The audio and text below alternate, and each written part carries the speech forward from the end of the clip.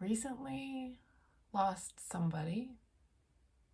I just lost a friend. I mean, he's still alive, thank God.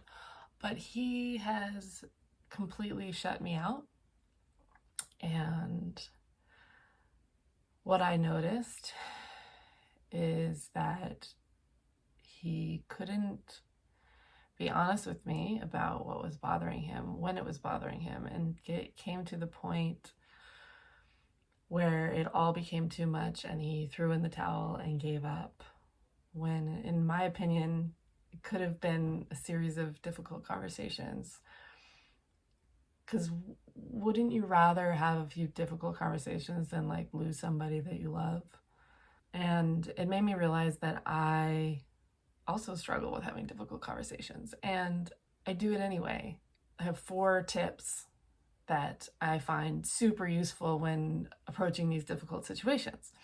So the first one is your intention. So if you just get really clear about what your intention is, it's like, I love this person. I want them to be in my life. I want to feel safe around them. I want to be able to speak my mind. I want to be able to hear them and understand them and come to common ground, whatever it may be for you. If you have that intention, if your intention is like, I want to love this person forever, I want them to be in my life forever, I want to do whatever it takes to overcome any of these like human fallacies and because we're not perfect. And to think that any relationship is going to always be perfect and never have any bumps is pretty naive. And sure, some are easier than others, but that doesn't mean that you get to ignore the difficult conversations. If you want to be a better person, if you want to have better relationships, being able to have difficult conversations is absolutely necessary. So setting your intention, absolutely number one key thing. And then when actually approaching them, the first thing that you can do is ask for permission. For example, say, hey, is it all right if I bring up something that's really hard for me to talk about? If you already have your intention set and your intention is that you want to come to an understanding and express your love and care for that person, when you ask that question, they're going to be like, oh my God, they're going to feel you, they're going to know, and they're going to be like, of course, absolutely, what is it? Another way that you could say it is like, can I tell you something that's been bothering me and I want to work through it? And they might be like, oh, okay, but at least they kind of know, and they know that you want to work through it, and that alone will help disperse any kind of shock or anything. Because if you just come up to them, like, this is bothering me, you did this, it's like anybody who comes up to me doing that, I'm gonna be like, yo, whoa, chill, let's dial it back, what's really going on? So if you ask for permission, it will set the tone and make it a little easier, give them the opportunity. Because sometimes people are gonna be like, no, I don't want to go there. And you're like, okay. You could say, is there a time where you might be open to having this conversation? And if they say no, then that's a whole other thing. But the thing is that then you could say, do you love me? Do you want to make this work? Whatever the relationship is, it doesn't have to be romantic. It could be a friendship. It could be it could be a work situation, anything. If you ask for permission and then dig into it, if they say no, eventually you'll probably get a yes. So the next thing is to pre-frame. So if it's a difficult thing to bring up, you want to pre-frame it with your intention that you've already established. So you can say, listen, I want to talk to you about this because I really care about you. I want to resolve this, and this is really bothering me. And I know that this is something that we can overcome. Just speak your truth. Say, I'm having a really hard time with this. I'm really scared to bring this up. I want it to be well received. All of the things that you want them to know, people can't read your mind. I mean, sure, a lot of us these days are having more intuitive and psychic abilities where we sense something, but until that other person confirms what we sense, for me, I'm not going around pretending like I know what you're thinking. Like, I get thoughts and knowings and downloads and all these things, but I don't go around going, you're thinking this. It's like, it's usually like I have a thought and then they say it and I go, oh wow, I just thought that. That's crazy, And you've probably had that experience as well. But you can't just assume that because you have a thought or a knowing that they even want to talk about it. So Pre-framing and letting them know how you really feel, that you're really there for them, and that you ultimately want to make this work will allow them to receive the issue with more grace and ease. So after the pre-frame, that's when you would kind of present the problem. So obviously do your best to present it in a way that you take responsibility for it. So use I statements. None of this you, which we're all guilty of. I've done it. I'm sure we all have.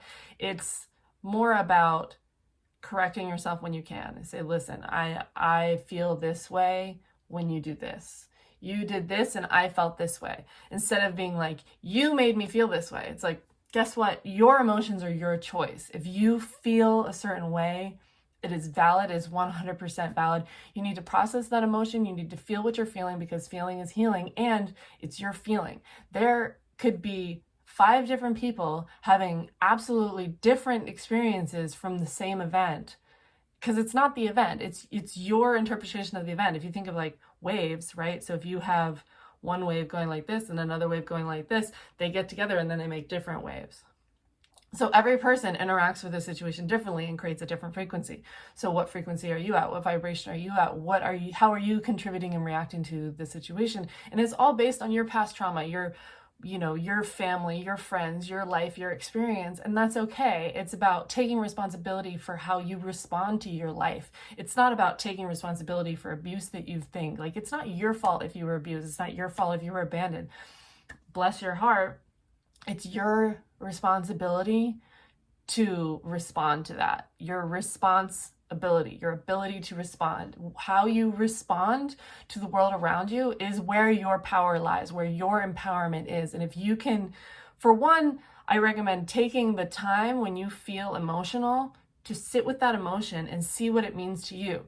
Don't throw it on the other person. Don't have this conversation when you're mad or when you're super sad. Sit with your feelings. Do whatever healing modalities or mantras or meditations that you can do to feel better, so that you can get to a more like almost dissociated, but associated in a positive way, dissociated in a positive way, where you're not like in it. You're not like, oh, I have all these feelings and I hate you. It's like, coming at somebody with that energy is not going to get a good response. So you want to process that energy, step back, gather your thoughts, and then approach. Set your intention, get permission, pre-frame it, and then provide them with the information that you have processed in your own self before you throw it on them. Because throwing emotions at people isn't the way to do it. You want to throw you don't want to throw anything. You want to present your concerns, your ideas, your intentions to that person, so that you can transcend this issue and move on. And then the final thing is praise. Like,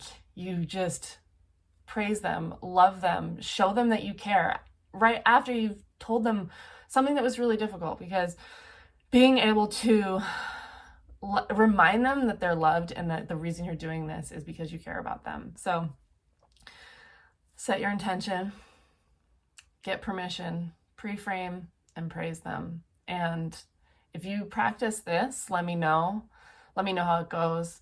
It's something you can practice with small things like, oh, I'm so upset that you never take the trash out, or I'm so upset that I always do the dishes, or you always leave the dishes in the sink, or whatever it is. You can try it with that, because it's a easier, not as like heated thing. It's like, maybe do that a couple of times, work your muscle, get a little better at it. And then when things are more difficult and you need to have that conversation, then you can apply the same process to that. So thank you so much.